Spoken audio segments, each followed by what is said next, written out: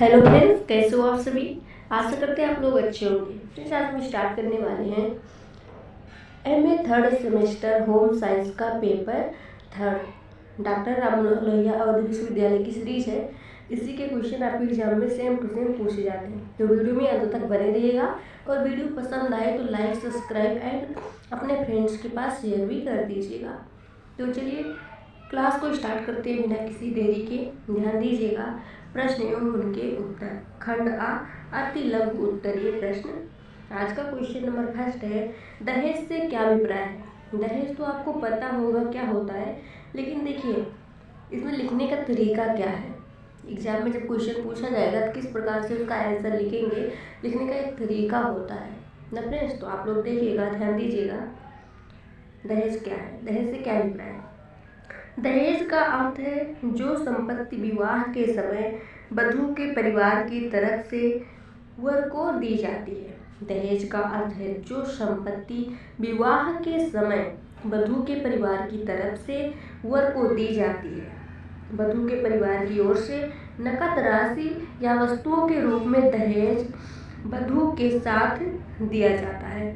दूसरे शब्दों में कह सकते हैं कि दहेज एक व्यापक शब्द है जिसका अर्थ है वो धन और मूल्यवान वस्तुएं जो दुल्हन का परिवार दूल्हे और उसके परिवार को देता है। फिर से देखिएगा, दहेज से क्या अभिप्राय है, बहुत ही ज़्यादा इंपॉर्टेंट क्वेश्चन है। दहेज का अर्थ है जो संपत्ति विवाह के समय वधू के परिवार की तरफ से वर को दी जाती है। वधू के परिवार की ओर से नकद राशि या वस्तुओं के रूप में दहेज वधू के साथ दिया जाता है। दूसरे शब्दों में कह सकते हैं कि दहेज एक व्यापक शब्द है जिसका अर्थ वो धन और मूल्यवान वस्तुएं जो दुल्हन का परिवार दूल्हे और उसके परिवार को देता है। ठीक है फ्रेंड्स, आगे देखिएगा क्वेश्चन नंबर 2। यौन उत्पीड़न का अर्थ बताइए। ध्यान दीजिएगा, ये भी क्वेश्चन इंपॉर्टेंट है, आपके एग्जाम में पूछा जाएगा।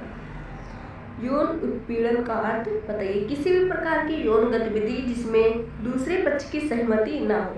किसी भी प्रकार की यौन गतिविधि जिसमें दूसरे पक्ष की सहमति ना हो उसको यौन उत्पीड़न कहा जाता है। यौन उत्पीड़न का मतलब है किसी व्यक्ति के साथ बिना उसकी सहमति के यौन तरीके से पेश आना या ऐसा करने के लिए मजबूर करना, जिसमें निम्नलिखित बातें शामिल हो सकती हैं। पहला है अवांछित चुटकी लेना, दूसरा है गले लगाना, तीसरा है चूमना, चौथा है शरीर के अंतरंग अंगों को छूना, पांचवा है किसी के जननांगों, स्तनों या नितंबों को छूना, छठा है किसी के कपड़ों को खींचना आदि। आगे देखिए क्वेश्चन नंबर 3, घरेलू हिंसा का अर्थ बताइए। ये भी क्वेश्चन बहुत ही ज़्यादा इंपॉर्टेंट है, ध्यान दीजिएगा। घरेलू हिंसा वो हिंसा है जो पीड़ित के परिवार के किसी सदस्य द्वारा दी जाती है। घरेलू हिंसा वो हिंसा है जो पीड़ित के परिवार के किसी सदस्य द्वारा दी जाती है। इसमें साथी और पूर्व साथी, नज़दीकी परिवार के सदस्य, अन्य रिश्तेदार और पारिवारिक मित्र शामिल हैं। घरेलू हिंसा शब्द का प्रयोग तब किया जाता है जब अपराधी और पीड़ित के बीच घनिष्ठ संबंध होता है। घरेलू हिंसा शब्द का प्रयोग तब किया जाता है जब अपराधी और पीड़ित के बीच घनिष्ठ संबंध होता है। आमतौर पर पीड़ित अपराधी पर निर्भर होता है। घरेलू हिंसा शारीरिक, यौन व मनोवैज्ञानिक दुर्व्यवहार के रूप में ले सकती है। फिर से देखिएगा, घरेलू हिंसा का अर्थ बताइए। घरेलू हिंसा वो हिंसा है जो पीड़ित के परिवार के किसी सदस्य द्वारा दी जाती है, जिसमें साथी और पूर्व साथी, नज़दीकी परिवार के सदस्य, अन्य रिश्तेदार और पारिवारिक मित्र शामिल हैं। घरेलू हिंसा शब्द का प्रयोग तब किया जाता है जब अपराधी और पीड़ित के बीच घनिष्ठ संबंध होता है। आमतौर पर पीड़ित अपराधी पर निर्भर होता है। घरेलू हिंसा शारीरिक, यौन व मनोवैज्ञानिक दुर्व्यवहार का रूप ले सकती है। क्वेश्चन नंबर 4, भ्रूण हत्या की परिभाषा क्या है। भारतीय दंड संहिता की धारा 316 के मुताबिक भ्रूण हत्या का मतलब है किसी आजन्मे बच्चे की मौत का कारण बनना, जानबूझकर भ्रूण को नष्ट करने या गर्भपात कराने का कार्य भ्रूण हत्या के अंतर्गत आता है। क्वेश्चन नंबर 5, दहेज मृत्यु क्या है। जब किसी महिला की विवाह के 7 साल के अंदर दहेज की मांग, जब किसी महिला की विवाह के 7 साल के अंदर दहेज की मांग या उससे जुड़े उत्पीड़न के कारण उसकी मौत हो जाती है तो उसे दहेज हत्या या दहेज मृत्यु कहते हैं। दहेज मृत्यु विवाहित महिलाओं की मौतें हैं जिन्हें दहेज के विवाद के कारण मार दिया जाता है या आत्महत्या के लिए मजबूर किया जाता है। क्वेश्चन नंबर 6 है राष्ट्रीय शिक्षा मिशन। बहुत ही ज़्यादा इंपॉर्टेंट क्वेश्चन है, इस पर आप लोग ध्यान दीजिएगा, 100% आपके एग्जाम में पूछा जाएगा। राष्ट्रीय शिक्षा मिशन, राष्ट्रीय शिक्षा मिशन को 2018 में लागू किया गया। कब लागू किया गया था फ्रेंड्स? राष्ट्रीय शिक्षा मिशन को 2018 में लागू किया गया। ये मिशन बाकी सभी शिक्षा से संबंधित योजनाओं को एक छत के नीचे लाने के लिए शुरू की गई, यानी जितनी इससे पूर्व योजनाएं हैं उनका सबका इनमें एकीकरण कर दिया गया है। इस योजना में जिन पहले की योजनाओं को जोड़ा गया उनके नाम है साक्षर भारत, सर्व शिक्षा अभियान, राष्ट्रीय माध्यमिक शिक्षा अभियान। आगे देखिए क्वेश्चन नंबर 7, कन्या भ्रूण हत्या का अर्थ एवं परिभाषा। कन्या भ्रूण हत्या का अर्थ है माँ की कोख से मादा भ्रूण को निकाल फेंकना। कन्या भ्रूण हत्या का अर्थ है माँ की कोख से मादा भ्रूण को निकाल फेंकना। जन्म पूर्व परीक्षण तकनीकी दुरुपयोग के नियमन और बचाव अधिनियम 2002 की धारा 4A-BC के तहत भ्रूण को परिभाषित किया गया है। निषेचन या निर्माण के 97 दिन से शुरू होकर अपने जन्म के विकास की अवधि के दौरान एक मानवीय जीव। क्वेश्चन नंबर 8, लिंग समानता। लिंग समानता किसी समाज की वो स्थिति है जिसमें संसाधनों एवं अवसरों की उपलब्धता की दृष्टि से स्त्री और पुरुष में कोई भेदभाव नहीं किया जाता। सभी स्त्री या पुरुष सभी को आर्थिक भागीदारी एवं निर्णय प्रक्रिया में समान रूप से देखा जाता है। क्वेश्चन नंबर 9, समान पारिश्रमिक अधिनियम 1976 मोस्ट इंपॉर्टेंट क्वेश्चन है, ध्यान दीजिएगा। समान पारिश्रमिक अधिनियम 1976, इसमें क्या बताया गया है? समान पारिश्रमिक अधिनियम 1976 का वो कानून जो नियोक्ताओं द्वारा महिलाओं और पुरुषों के बीच मजदूरी और रोजगार की अन्य शर्तों के मामले में भेदभाव और प्रतिबंधित करता है। समान पारिश्रमिक अधिनियम 1976 का वो कानून है जो नियोक्ताओं द्वारा महिलाओं और पुरुषों के बीच मजदूरी और रोजगार की अन्य शर्तों के मामले में भेदभाव को प्रतिबंधित करता है। समान पारिश्रमिक का अर्थ है समान कार्य के लिए समान वेतन, चाहे वो व्यक्ति पुरुष हो या महिला। ठीक है फ्रेंड्स, आगे देखिए क्वेश्चन नंबर 10, जेंडर की परिभाषा। जेंडर का अर्थ स्त्री या पुरुष होने की अवस्था से। जेंडर का अर्थ स्त्री या पुरुष होने की अवस्था से अर्थात नारीत्व या पुरुषत्व की स्थिति और सामाजिक संदर्भ में इसका अर्थ पुरुषों एवं महिलाओं के बीच के सामाजिक अंतरों से है। जूडिथ बटलर के अनुसार बताया गया है जेंडर का संबंध समाज द्वारा स्वीकृत क्रियात्मक उपलब्धियों से, या यह कहें कि यह ऐसी शैली है जो समाज द्वारा निर्धारित संकेतों, आंदोलनों या अधिनियमों के गठन के तरीके के रूप में देखी जा सकती है। आगे देखिए क्वेश्चन नंबर 11, लिंग पहचान का अर्थ बताइए। लिंग पहचान अर्थात जेंडर आइडेंटिटी। लिंग पहचान जिसको इंग्लिश में क्या कहा जाता है फ्रेंड्स? Gender identity. व्यक्ति की व्यक्तिगत संवेदना है। लिंग पहचान अर्थात जेंडर आइडेंटिटी व्यक्ति की व्यक्तिगत संवेदना है, वो स्वयं को किस लिंग का मानता है। उदाहरण के लिए यदि एक व्यक्ति स्वयं को एक स्त्री के रूप में देखता है तो उसकी जेंडर आइडेंटिटी या लिंग पहचान स्त्री की है। आगे देखिए क्वेश्चन नंबर 12, दहेज निषेध अधिनियम 1961। ये क्वेश्चन बहुत ही ज़्यादा इंपॉर्टेंट है, ध्यान दीजिएगा। दहेज अधिनियम निषेध अधिनियम 1961, यह अधिनियम 1961 से पारित किया गया। यह अधिनियम 1961 से पारित किया गया। इसके अंतर्गत दहेज लेने या देने का अपराध करने वाले को कम से कम 5 वर्ष के कारावास, साथ में कम से कम 15,000 या उतनी राशि जितनी कीमत का उपहार इसमें से जो भी ज़्यादा हो के जुर्माने की सज़ा मिलती है। क्वेश्चन नंबर 13 लैंगिकता सेक्सुअलिटी। लैंगिकता जैविक, शारीरिक, भावात्मक, सामाजिक एवं आध्यात्मिक पहलुओं के रूप में प्रकट होती है। अत्यधिक सीमा तथा लैंगिकता हमारी इंद्रियों पर निर्भर करती है तथा इसका असर सांस्कृतिक, नैतिक, धार्मिक इत्यादि समस्त पहलुओं का प्रत्यक्ष होता है। क्वेश्चन नंबर 14 लैंगिक समानता का अर्थ बताइए। लैंगिक समानता का तात्पर्य लैंगिक आधार पर महिलाओं के साथ भेदभाव से है। लैंगिक समानता का तात्पर्य लैंगिक आधार पर महिलाओं के साथ भेदभाव से है। परंपरागत रूप से समाज में महिलाओं को कमजोर वर्ग के रूप में देखा जाता है। क्वेश्चन नंबर 15 लीगल लिटरेसी अथवा विधिक साक्षरता क्या है। इंपॉर्टेंट क्वेश्चन है, ये भी ध्यान दीजिएगा। लीगल लिटरेसी अथवा विधिक साक्षरता क्या है। विधिक साक्षरता से आशय जनता को कानून से संबंधित सामान्य बातों से परिचित कराकर उनका सशक्तिकरण करना है। विधिक साक्षरता से आशय जनता को कानून से संबंधित सामान्य बातों से परिचित कराकर उनका सशक्तिकरण करना है। इसका अर्थ कानून से संबंधित इतनी क्षमता से है जो किसी कानूनी समाज में अर्थपूर्ण जीवन जीने के लिए जरूरी है। क्वेश्चन नंबर 16 कृषि में महिलाओं की क्या भूमिका है। आंकड़ों के मुताबिक कृषि उत्पादन में महिलाओं का योगदान 20 से 30% है। एक शोध के अनुसार भारतीय हिमालय क्षेत्र में 1 हेक्टेयर खेत पर एक वर्ष में बैलों की एक जोड़ी 1064 घंटे, एक आदमी 12 से 12 घंटे और एक महिला 3485 घंटे काम करती है। यह ऐसा आंकड़ा है जो कृषि उत्पादन में महिलाओं के महत्वपूर्ण योगदान को दर्शाता है।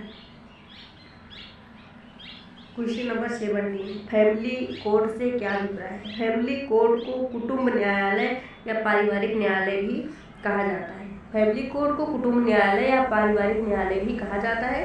यह मुख्य रूप से पारिवारिक विवादों को सुलझाने का कार्य किया जाता है। क्वेश्चन नंबर 18 राष्ट्रीय महिला आयोग का गठन कब हुआ। मोस्ट इंपॉर्टेंट क्वेश्चन है, ध्यान दीजिएगा। राष्ट्रीय महिला आयोग का गठन कब हुआ। महिलाओं को प्रभावित करने वाले सभी नीतिगत मामलों पर सरकार को सलाह देने के लिए राष्ट्रीय महिला आयोग अधिनियम 1990, भारत सरकार घ 1990 या अधिनियम संख्या 20 के तहत 31 जनवरी 1992 को राष्ट्रीय महिला आयोग का गठन किया गया। महिलाओं को प्रभावित करने वाले सभी नीतिगत मामलों पर सरकार को सलाह देने के लिए राष्ट्रीय महिला आयोग अधिनियम 1990, भारत सरकार घ 1990 या अधिनियम संख्या 20 के तहत 31 जनवरी 1992 को राष्ट्रीय महिला आयोग का गठन किया गया। क्वेश्चन नंबर 19 महिला सशक्तिकरण से संबंधित कुछ प्रमुख सरकारी योजनाओं के नाम लिखिए। मोस्ट इंपॉर्टेंट क्वेश्चन है, आपकी एग्जाम में 100% पूछा जाएगा। ठीक है फ्रेंड्स, ध्यान दीजिएगा। महिला सशक्तिकरण से संबंधित कुछ प्रमुख सरकारी योजनाओं के नाम लिखिए। पहला है बेटी बचाओ बेटी पढ़ाओ, दूसरा है उज्ज्वल योजना, तीसरा है प्रधानमंत्री मातृबंधन योजना, चौथा है स्वधार गृह, पांचवा है वन स्टॉप सेंटर, छठा है प्रधानमंत्री महिला शक्ति केंद्र योजना। आगे देखिए क्वेश्चन नंबर 20 भारत में घरेलू हिंसा के अंतर्गत क्या आता है। घरेलू हिंसा के अंतर्गत आने वाले रूप है यौन उत्पीड़न, बलात्कार, घरेलू शोषण। क्वेश्चन नंबर 21 महिला सशक्तिकरण का अर्थ। महिला सशक्तिकरण का अर्थ महिलाओं को उनकी क्षमता, स्वतंत्रता और मुक्ति का बोध कराते हुए इतना सशक्त बना देना कि वे व्यक्तिगत एवं सामाजिक दोनों स्तरों पर निर्णय लेने की प्रक्रिया में भागीदार बन सके। महिला सशक्तिकरण का अर्थ महिलाओं को उनकी क्षमता, स्वतंत्रता एवं मुक्ति का बोध कराते हुए इतना सशक्त बना देना कि वे व्यक्तिगत एवं सामाजिक दोनों स्तरों पर निर्णय लेने की प्रक्रिया में भागीदार बन सके। आगे देखिए क्वेश्चन नंबर 22 मास मीडिया से आप क्या समझते हैं। मास मीडिया अर्थात लोक संपर्क या जनसंचार से तात्पर्य उन सभी साधनों के अध्ययन एवं विश्लेषण से है जो एक साथ बहुत बड़ी जनसंख्या के साथ संचार संबंध स्थापित करने में सहायक होते हैं, जैसे समाचार पत्र, पत्रिकाएं, रेडियो, दूरदर्शन, चलचित्र आदि। क्वेश्चन नंबर 23 लिंग विश्लेषण मैट्रिक्स जेंडर एनालिसिस मैट्रिक्स क्या है। लिंग विश्लेषण मैट्रिक्स एक विश्लेषणात्मक उपकरण है जिसका उपयोग ये विश्लेषण करने के लिए किया जाता है कि विभिन्न लिंग, महिला, पुरुष तथा अन्य के लोग किसी घटना या स्वास्थ्य चुनौती अनुभव कैसे करते हैं, या इस बात पर विचार करने को बढ़ावा देता है कि किसी विशेष मुद्दे के बारे में किसी व्यक्ति का अनुभव लिंग संबंधी विचारों के साथ कैसे बातचीत करता है। आगे देखिए क्वेश्चन नंबर 24। जनसांख्यिकी क्या है? जनसांख्यिकी मानव जनसंख्या का सांख्यिकीय अध्ययन है जिसमें जनसंख्या के आकार, संरचना, वितरण और जन्म, प्रवास, वय वृद्धि और मृत्यु के संदर्भ में स्थानिक और या कालिक परिवर्तन का अध्ययन शामिल है। Question number 25। जेंडर स्टीरियोटाइपिंग का अर्थ 100% इम्पोर्टेंट क्वेश्चन। जेंडर स्टीरियोटाइपिंग किसी व्यक्ति के बारे में उसके लिंग के आधार पर बनाई गई धारणा है जो समाज में उसकी विशेषताओं, व्यवहारों और जिम्मेदारियों को लिंग के अनुसार परिभाषित करता है। आगे देखिए क्वेश्चन नंबर 26। सर्व शिक्षा अधिनियम। सर्व शिक्षा अधिनियम 2001 भारत सरकार का एक प्रमुख कार्यक्रम है जिसकी शुरुआत 2001 से 2002 में श्री अटल बिहारी वाजपेयी द्वारा की गई। इसका उद्देश्य 6 से 14 वर्ष की आयु वर्ग के सभी बच्चों को उपयोगी और माध्यमिक शिक्षा प्रदान करना है तथा ये प्रारंभिक शिक्षा को मिशन के रूप में प्रदान करने संबंधी जरूरतों को पूर्ण करने का एक प्रयास है। Question number 27। जेंडर मेनस्ट्रीमिंग का अर्थ बताइए। ये भी 100% इम्पोर्टेंट क्वेश्चन है। जेंडर मेनस्ट्रीमिंग का अर्थ। जेंडर मेनस्ट्रीमिंग अर्थात लिंग मुख्यधारा। लिंग मुख्यधारा समाज को पूर्वाग्रह से मुक्त कराने का एक तरीका है जिसमें सभी के बराबर अधिकार और अवसर है।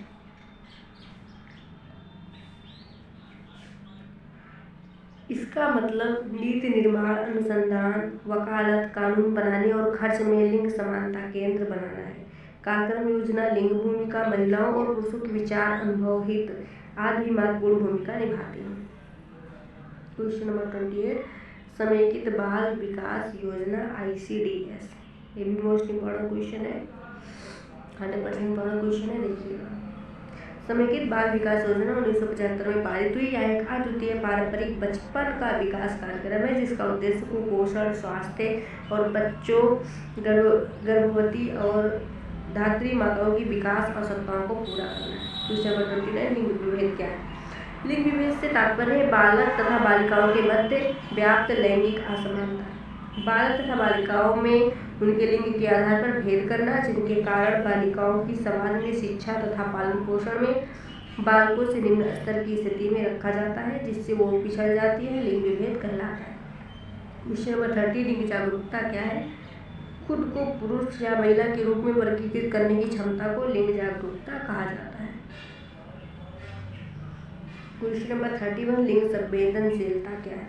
लिंग संवेदनशीलता जेंडर सेंसिटाइजेशन यानी हर लिंग चाहे वो पुरुष हो या महिला का व्यक्ति दूसरे लिंग चाहे पुरुष हो या महिला के प्रति सम्मान का भाव रखे, लिंग भेद का दरकिनार कर एक दूसरे के प्रति सम्मान का भाव होना ही लैंगिक या लिंग संवेदनशीलता है। Question number 32। माइक्रो क्रेडिट योजना क्या है? ये भी मोस्ट इम्पॉर्टेंट है। माइक्रो क्रेडिट योजना निम्न आय वर्ग के लोगों के लिए एक उधार प्रणाली है। माइक्रो क्रेडिट योजना निम्न आय वर्ग के लोगों के लिए एक उधार प्रणाली है। भारत में फाइनेंशियल संस्थान मुख्य रूप से शहरी और क्षेत्रीय अर्बन क्षेत्रों में रहने वाले को फाइनेंशियल विकल्प प्रदान करते हैं या ग्रामीण क्षेत्रों में रहने वाले उद्यमियों को फाइनेंसिंग के विकल्प न प्राप्त होने की समस्या का समाधान करता है। Question number 33। लिंग सिद्धांत का अर्थ बताइए। लिंग सिद्धांत या जेंडर थ्योरी किसी दिए गए संदर्भ, समुदाय, समाज या अध्ययन के क्षेत्र सहित साहित्य, इतिहास, समाजशास्त्र, शिक्षा में पुरुष और या स्त्री और या विचित्र व्यवहार के रूप में समझा जाने वाला अध्ययन है। लिंग सिद्धांत का अर्थ बताइए। लिंग सिद्धांत या जेंडर थ्योरी किसी दिए गए संदर्भ, समुदाय, समाज या अध्ययन के क्षेत्र सहित साहित्य, इतिहास, समाजशास्त्र, शिक्षा में पुरुष और या स्त्री और या विचित्र व्यवहार के रूप में समझा जाने वाला अध्ययन है। ठीक है फ्रेंड्स, आपका MA 3rd semester home science का पेपर 3rd जो है कंप्लीट हो गया है। तो आप लोग वीडियो को लाइक ज़रूर कर दीजिएगा और सब्सक्राइब भी कर लीजिएगा जिससे कि आगे आने वाली नोटिफिकेशन आपको जल्द से जल्द मिल जाएगी।